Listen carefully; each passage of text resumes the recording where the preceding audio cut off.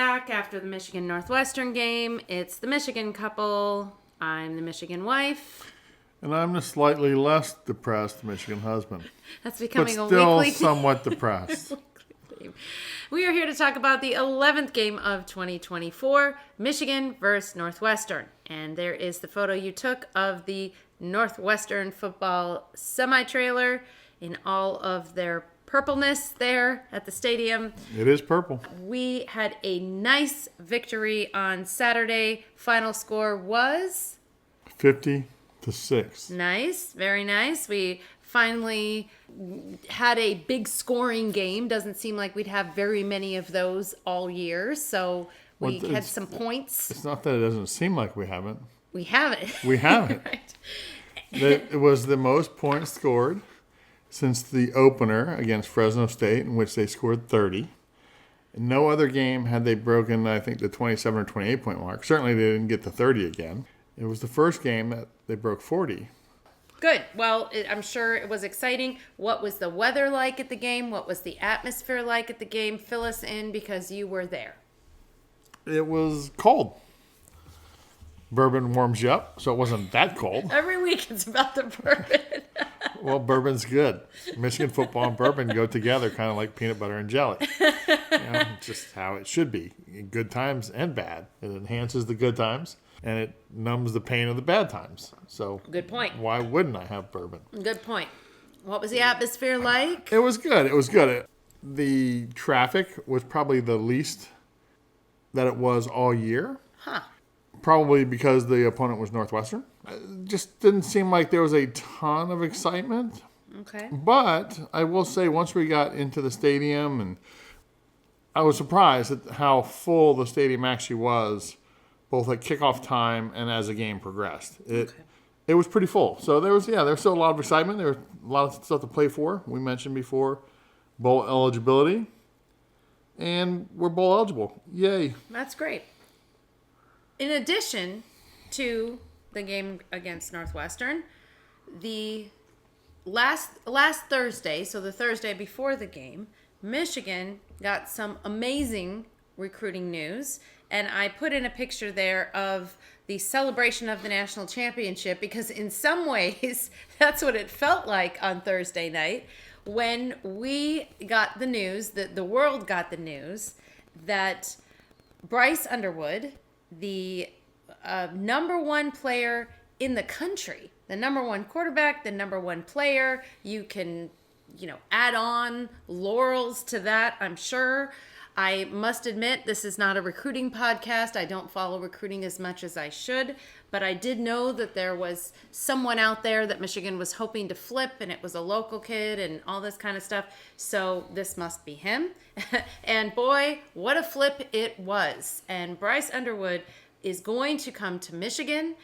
I really have I won't say never, rarely has there been a week where the news for Michigan or in the world has been so monumental that the game almost felt like it didn't matter that much. Oh, it mattered. And the game mattered for bowl eligibility and all of that, but Michigan fans were so happy by Thursday that it almost felt like Saturday was really the ice cream sundae and a cherry on top. Just the celebratory feelings that carried from Thursday on, and then to have that phenomenal senior game. What a good run of days Michigan has had, because the jubilance of Thursday cannot be overstated. And shout out to the YouTube channel, The Voice of Michigan Football.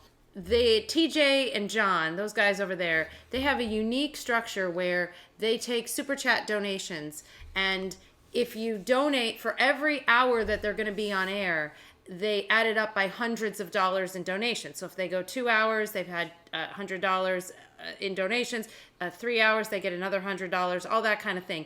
They went on Thursday night, after the Bryce Underwood news broke, 11 hours. 11. I don't think I could talk for 11 hours. I'm glad they're doing it, because I'm not going to do that. Shout out to TJ and John for 11 hours after the Bryce Underwood news. Okay, let's go on and talk about the offense of the Northwestern game. Oh, you want to go back to Bryce Underwood? So, yeah, you brought it up. And okay.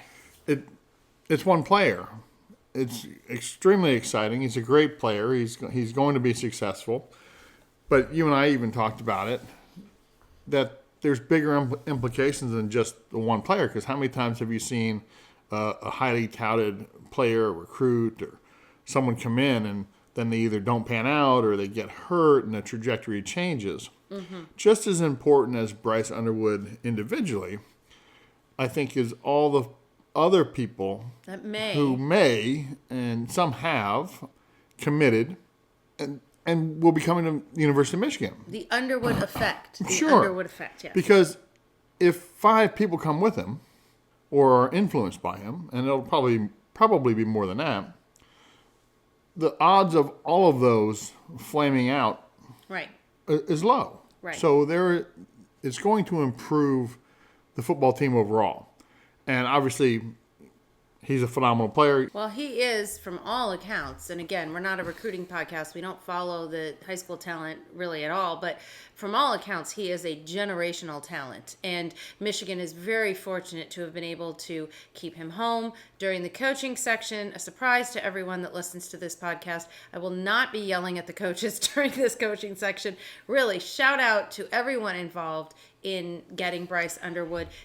One of the most remarkable things about this, and I really hope at some point we get a deep dive article, a documentary or something, but Larry Ellison, who by all accounts is the 4th richest man in the world, he founded, I believe, Oracle is the company that he founded, and he may or may not be married. That's a little bit fuzzy, which is one layer of the mystery. Nor do we care. Nor do we care. We do care, though, if the person that he is partnered with, we'll say that, because we're not sure if it's a marriage or not.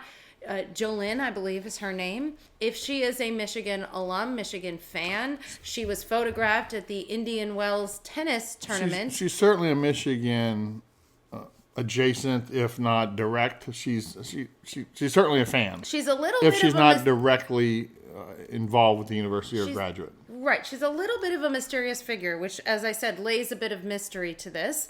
But we thank her if she is indeed the one that spurred this momentum for Larry Ellison to help with the NIL, shall we say. And furthermore, to layer on the Big Ten intrigue and overall intrigue, Larry Ellison went to Illinois.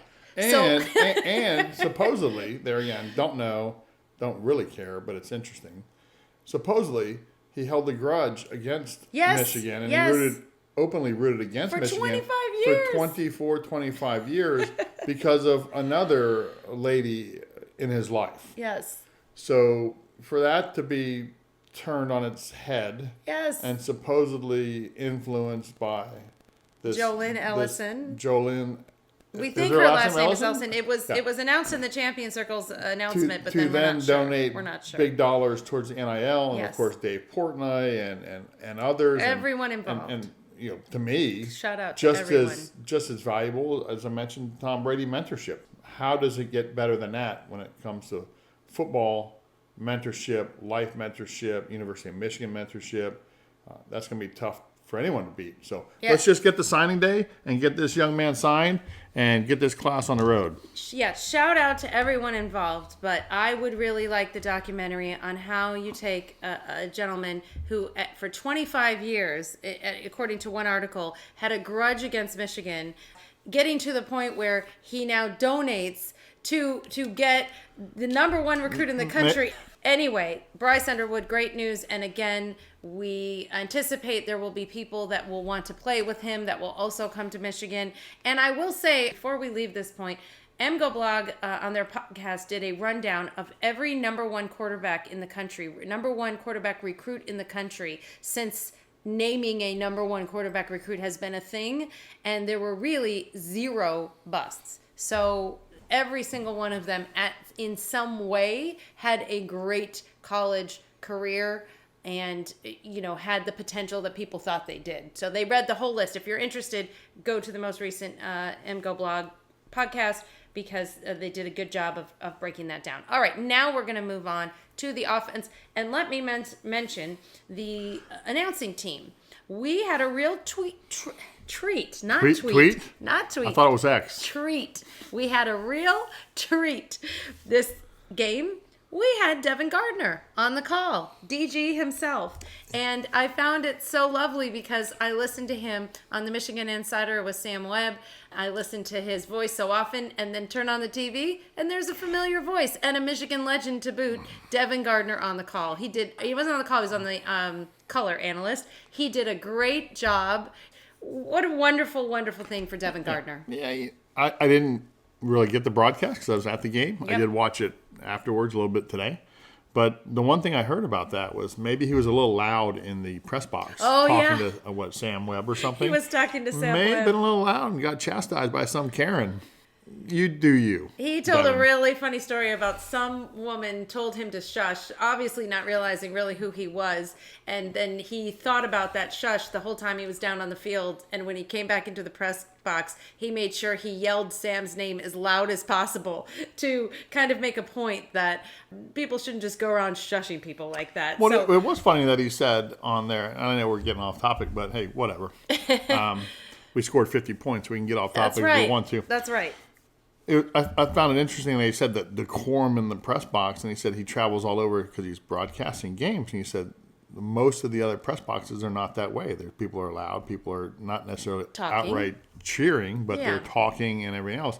Where I guess Michigan's, maybe it's left over from the wine and cheese crowd of shh, gotta be quiet in the press box. Yeah, I can't imagine shushing Devin Gardner at Michigan, really anywhere else, but just come on. He's at his own stadium and he's there working as a working member of the press and someone shushed him. So kudos to him for coming back in after he went down on the field and yelling Sam Webb's name 10 times louder than he needed to because that's just great. But Touchdown, Devin Gardner. I think he did a great job. He was paired up with Tim Brando. You can tell they really enjoy working with each other. They had a lot of jokes between each other and just laughter and stuff. It was a great announcing crew, and the sideline reporter was Josh Sims, and I thought he did a good job as well. All right, let's talk about the Michigan offense, though. We got it together this game. 50 points. Zavada, we are going to miss him. He had a really long, nice field goal. Was it a 56-yarder? 56-yarder. Coach Moore did like a bow and arrow movement after that happened on the sideline. But what were your impressions of the offense in this game? Michigan offense. Well, I thought for the most part it was much better. The play calling was more randomized, I guess you could say, even though it did build on, later plays built on earlier plays, but it wasn't the same exact thing over and over and over. 2 yards up the middle, 2 yards up the middle. I still think we did a few too many passes to the outside in kind of in lieu of the run game, but at the end of the day, look at the stats and over 200 yards rushing, over 200 yards passing. It was their best performance of the year. I will say the first two drives were good. I thought the two drives after that weren't the best. We had a few where we stumbled around. Davis Warren got intercepted, and then we went 3 and out the next drive after that. So we had those two drives, touchdown drive, field goal drive, which we probably should have scored a touchdown, but we got backed up from a sack and some 0-yard runs. But 2 scoring drives, and then we have 2 drives where it almost looked like we were reverting back to the Michigan offense that we've expected, or not expected, have seen throughout most of the year. But thankfully, after they got past those 2, they got everything else back on track and continued to play pretty well. I was happy with it. Yeah, our running game was back. I don't know where it had gone, but Clell Mullings had a great game. Really nice to see Donovan Edwards. And of course, this is a Donovan Edwards fan podcast. Really nice to see Donovan have a touchdown on his senior game, his senior night. I guess it really wasn't night, but senior game. It turned into night. It was dark in third quarter. So I'm very happy for Dono. Tavir Dunlap, his first run all year, and it's a touchdown. And he's a senior from Dallas, Texas, so congratulations to him. And the best part about that one was everyone else's reaction. Yes. Because they congratulated that young man. Forever. For 5 minutes straight. Yes. I mean, I think they went to commercial. I didn't notice it live, of course. The initial congratulations, of course. But watching it today, it looked like they came back from commercial and they were still congratulating that young man. And that just tells you how hard that the folks who don't show up every game day and aren't starting or even getting regular time, how much they mean to the program. Yes. Whether it's on scout team, They're showing up running in practicing, other ways. they are contributing Yeah. to the team, and it's obvious how appreciated they are when something like that happens. It was amazing. One run, 20 yards, touchdown. Great for him. Can't have it much better than He'll that. never forget that the rest of his life, and great for him. I will say having Tim Brando on the call was great because on one of the long Kalel Mullings run in the third quarter, Tim Brando said, "Kalel, how do you do?" Instead of hello, he kind of pronounced Kalel like that, and it was a really funny moment. So all good on the offense. Anything else you want to say before we move on to defense? Yeah, actually. So you mentioned it was senior night and everything else, which absolutely correct. I thought it was pretty cool that Kalel, now that you're talking about him, Mullins, and Donovan Edwards, in the postgame press conference, Kalel said, his last play in Michigan Stadium was a touchdown. He didn't play after he scored his last touchdown. And the same thing with Donovan Edwards. So the two of them were on the sidelines talking about it, that their last game, most likely they're both going in the draft, they both scored touchdowns on their last plays in Michigan Stadium. I just thought that was really cool. And just to go back to the whole drive thing, I mentioned that the drive number 3 and drive number 4 were the worst drives of the game. Mm-hmm. Everything else resulted in points or was at least sustained. So, yeah, much better. No complaints. Okay. Defense. I used the graphic. If you watched this podcast last week, I used the same graphic because good job. Good job, defense. They played outstanding. Josiah Stewart had a great game. Rayshon Berry started coming up with amazing plays in the third quarter. TJ Guy, at one point in the third quarter, TJ Guy is getting tackled around the waist by a Northwestern player. He still reaches up and grabs the Northwestern quarterback's back and is able to pull him down while he himself is getting tackled around the waist. TJ Guy was amazing on some of these plays. And Mason Curtis with an interception in the third quarter. People were just coming out of the woodworks and having a game. It was a great job. Shout out to Wink. Anything you want to add? No, I think they did a nice job. Kudos. So you're shouting out people. Kudos to Amir Hall on the Northwestern's opening drive. He had a very, very nice interception. Stepped into the throwing lane there in the flats and kept his feet in bounds. It was a nice laid out interception. It obviously led to a short field for Michigan and their first drive touchdown, getting the lead and the momentum seized early. You mentioned Josiah Stewart, Mason Graham, Kenneth Grant, all the usual suspects had great games. Barham played well. Barham, yes. You mentioned the young man who had his interception in the third quarter, right? Mason Curtis. Mason Curtis. So great for him. It was an interesting note with the backfield. Something happened that we don't have the inside information on, but Jair Hill did not play very much. He lost his starting job for this game, and he only played in mop-up time. And coach addressed it afterwards and said, we'll address that situation. It's internal. And so interesting to see what actually happened there. Mm-hmm. But the coverage from Amir Hall and Mason Curtis, I was forgetting his first name again, was up to the task. There are rumors right now of Will Johnson. Obviously, he's had a lower body injury most of the year. Potentially coming back for Ohio State. Coach said, I don't know. That's up to the doctors. At this point, I almost want to say, let the kids play who've been playing. But then again, you don't keep a talent like that off the field if he's fit and ready to play. Right. So I guess the only other thing about the defense is Northwestern scored 6 points. Yep. 2 field goals. It's Ohio State week, and we all know how that week goes. Hey, our defense held Northwestern to less points than Ohio State did. Oh, that's great. They scored 7 on Ohio State. A positive. We're winning. And again, on the Will Johnson note, again, shout out to Devin Gardner because he talked to his broadcast partner, Tim Brando, and he himself and Tim wore the turnover buffs in the booth at one segment of the broadcast, and that helps Will Johnson's company and his NIL prospects because that's something that he has a business on, the turnover buffs. So DG always helping Michigan players, and I really like that. All right, so great job defense all around. Special teams. We are going to miss Savada. We really are. What a find from Arkansas State that we got this kid. And I really hope he comes back next year, but he is NFL ready. Wouldn't you agree? He's ready. Absolutely. I know the broadcast, since we're praising the broadcast so much, the broadcast actually had it wrong. They said he was perfect on field goals for the year.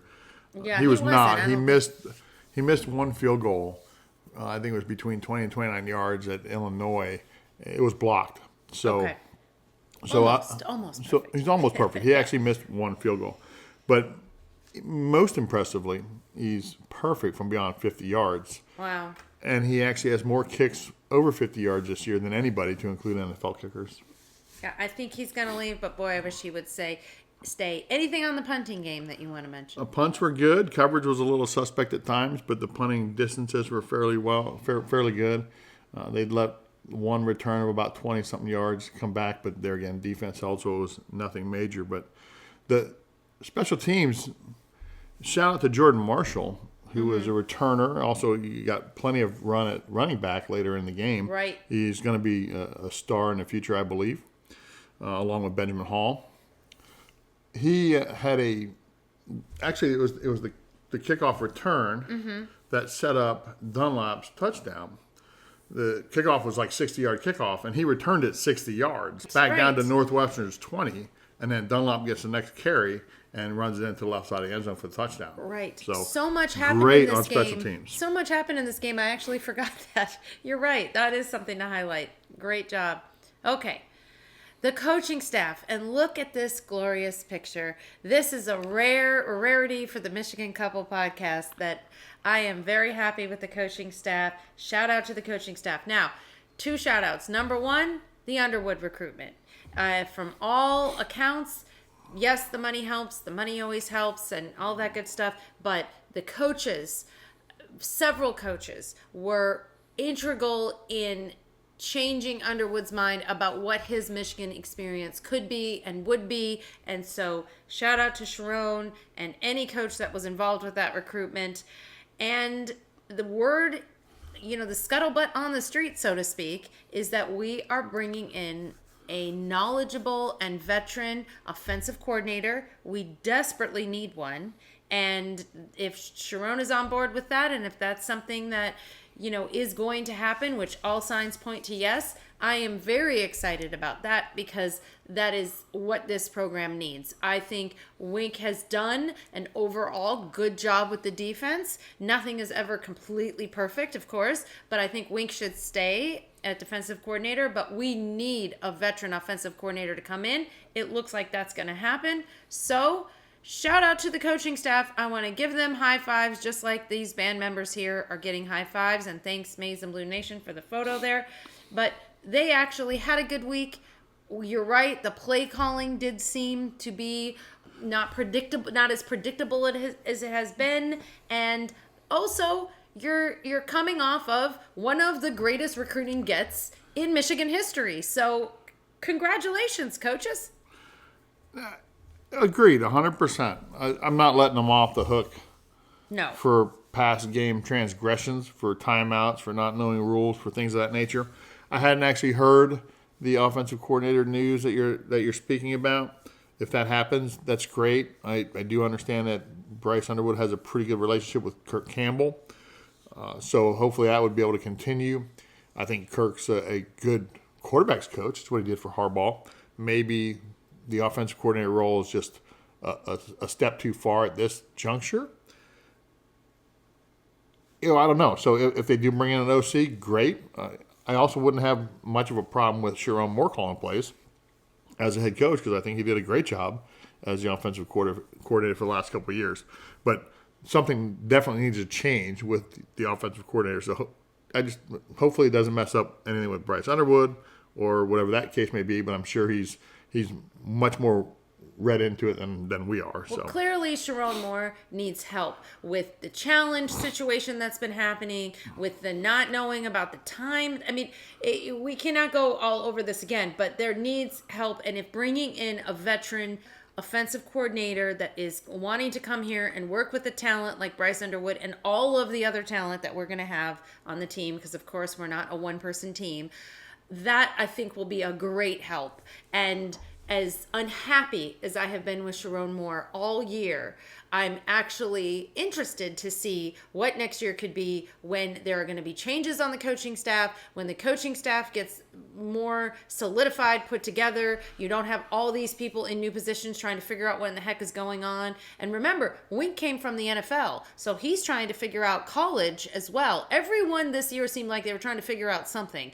and it was not a good mix on the coaches. So let's hope and be hopeful for the future that bringing in a veteran OC and also making some changes will allow the coaching situation to be the best that they can be. Because certainly this year has not been it. No, I agree.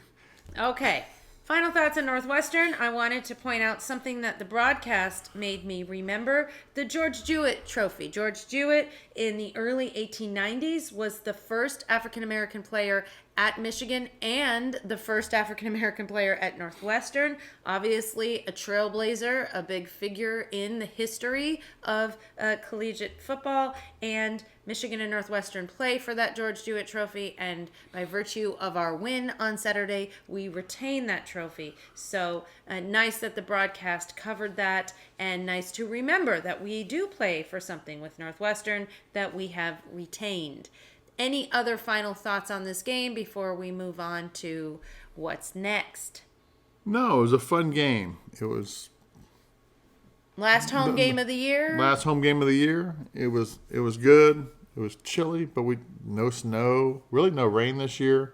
It was good. It was a good home slate season, other than some of the results. But we got to see Texas. Yeah. We got to see Oregon. We got to see USC. Yeah, Texas. All visit the Big House. So that was great. Unfortunately, only one of those was a win, but right. It was still nice to see them. It was good to be there all year. Well, looking back on the home games, you'd have to say that maybe Michigan State was one of the most joyous ones, because we weren't quite sure if we were going to beat Michigan State, and then they came into the Big House, and we certainly did beat them. I'll put that as best win so far. Okay. And keyword so far, because we have a big one on Saturday. We sure do. But home games, you would put that as the best one. Oh, yeah. This next game is not a home USC, game. USC was great too, but True. I think True. USC, the energy that they had, I think we remarked about the energy Yes. against USC. Yeah. So, yeah, USC probably won just because it was new. Yeah. But it's always great to beat Michigan State. Always great to beat Michigan State. And in your opinion, dear, how did the alcohol situation go? This was the first year that Michigan was actively selling alcohol in the stadium. I don't know if ever, but in a long time, if it did happen before, I'm not sure. But this was something new for Michigan Stadium. In your opinion, how did it go? I think it went fine. Okay. I didn't notice any increase in drunk. The only time that I really noticed an excessively drunk person was at the Michigan State game, and I think we talked about it where he was in the bathroom just spouting nonsense. Yelling nonsense, yeah. So, yeah. But other than that, I think it was fine. Okay. Okay. Well, people were concerned. They thought, if you're going to sell alcohol, it's going to be just nothing but. Didn't seem like any different than any other game. All right. Well, we know what's coming up. That team down south, the Buckeyes, and I think you will agree these are the only Buckeyes that we like. The candy kind. Yes, because I like to demolish them. Yeah. What are your thoughts and/or predictions for this Saturday, our season wrap-up, our end game of the season down in Columbus against that team down south? Wow, what a great question. I think Michigan has the ability to make it a very difficult game for Ohio State. I think Michigan has the ability to win. Ohio State hasn't been all that impressive to me. They beat Indiana 31-15. They beat Northwestern 31-7. They've won all of their games except Oregon, which they lost by 1 point. But they really haven't blown people out. Maybe they're trying to save it up for us. I don't know. They barely got by Nebraska, 21-17. So I'm not sure what to expect. It's all going to come down to which Michigan team shows up, the team that played Northwestern, and yes, they're Division I athletes, they're on scholarship, or the Michigan team that showed up to play Illinois. Right. Which one shows up? If the Michigan team from last week shows up, or that team that played our Michigan team that played out at Washington, you remember that game? Yeah, Whoa. which team shows up? Yeah. The Illinois or Washington team shows up, and we don't have a prayer. If the team from last week or Michigan State or USC shows up, especially last week's, the fundamentals were sound, then we have a chance. It's a rivalry game. Let's win. I think you make a good point that Michigan has been so consistently inconsistent this year that you're not quite sure how we're going to show up in Columbus. I'm not optimistic that we're going to come out with a win, but anything is possible. So you're right. If the team that played this past week against Northwestern plays the very best they can against a probably doubly talented Ohio State team, when you compare them to some of the teams we've played, Ohio State looks, I think the only place that they truly have clear talent advantage is probably the quarterback and receiver position. It's going to be an interesting game. It's going to go one of two ways. I don't see any middle ground. It is going to be a nail biter, or it is going to be a blowout. Yeah. It's not going to be a back and forth, or it's not going to be a 20-point, 10-point lead the whole time that neither team ever gets close to. The line's 21. I think that's awful high. I don't bet on Michigan because I'll blow their chances, but I would take that bet. That Michigan's within 21. I think if you look at our quarterback play throughout this entire year, and then we went to Orgy, then we went to Tuttle, then we went back to Warren, then we went to this one, that one, whatever, I can see why people are like, yeah, there's just no way. Because looking at Michigan from that 20,000-foot view or whatever, it looks like complete disorganized chaos. But looking at it as you and I have looked at it all year on this podcast, there are some really bright spots that we have seen, and it seems like this past week we have gotten a lot of things together, albeit, again, versus Northwestern, which is not Ohio State, but we do have the capacity to be better than, yes, that betting line would indicate, and I agree with you as well. I think it's either going to be a close game where everybody is just scratching and clawing for every point, or they're going to get an engine really running there in Columbus, and it may be a blowout. But I hope it's not. I hope we come on next week with a lot of excitement and good news, but fingers crossed. Hopefully we have some more recruit commits as well to talk about next week. Do you have anything do you have anything else to say other than happy Thanksgiving to everyone? We hope everyone has a great celebration and getting together with family and friends. Unless you're a Buckeye. Oh, even the Buckeyes, we want to have a happy Thanksgiving, just not really happy 2 days later than past Thanksgiving. It's Ohio State week. They can have a nice first week of December. Right. All right, everyone. We'll come to you after playing that team down south, and we will review that. Thank you to everyone that has stuck with us all these weeks. We say every week we really don't know what we're doing, but we're having fun doing it. So until we come to you next week, have a great Thanksgiving and... Go Blue. Go Blue. Beat Ohio.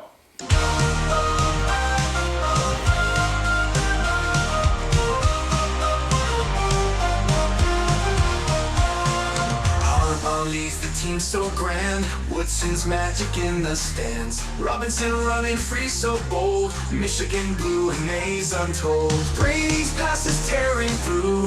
Wheatley's stride so fast and true. Sailor still catching every flight. Michigan fights with all its might.